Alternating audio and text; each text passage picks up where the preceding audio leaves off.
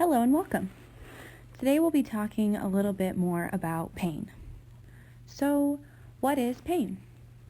Pain is your body's alarm system to danger. Pain protects the body to alert the brain that there is danger that we want to avoid. Sometimes there is no pain when there is harm occurring in your body, such as cancer that goes undetected. This is where the body's alarm system is not working properly. Or there are other times that there is pain that is really intense, like say you've gotten a paper cut, and you never thought a small cut in your skin could hurt that much.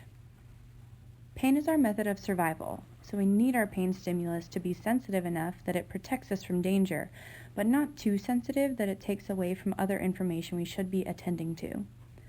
Memories of pain are also important, because they prevent us from making the same mistake twice. Like say the first time that you were running on the playground and you tripped, and you scraped your knee. That was painful.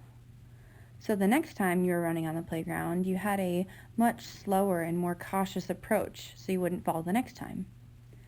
And just as pain deals with memory, it also highly deals with emotions. Our pain is connected to how we're feeling, the stressors of life, grief, sadness, and other emotions that negatively impact us on a daily basis.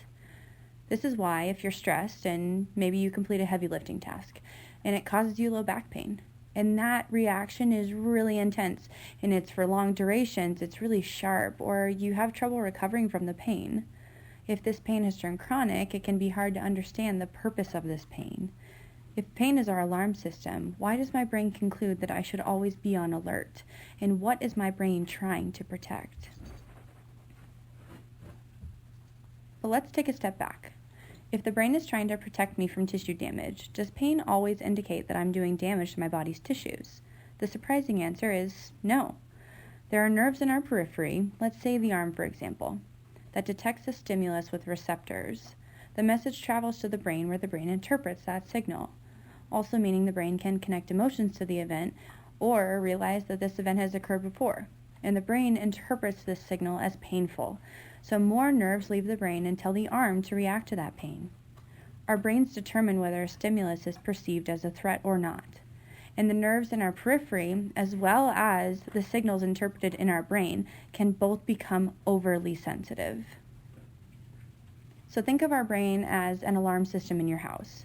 You set your housing alarm to go off if there's a burglar. But a burglar actually does get in because you didn't set the system to be sensitive enough. So what do? You set your housing alarm to be extra sensitive so that if anyone so much as steps on your lawn, you're going to know about it. This is how the brain can react to a painful stimulus and become oversensitized. So what can you do? The first step is learning about pain and understanding how pain works in the body. Pain neuroscience education alone has been shown to decrease the amount of painful stimulus perceived by the brain.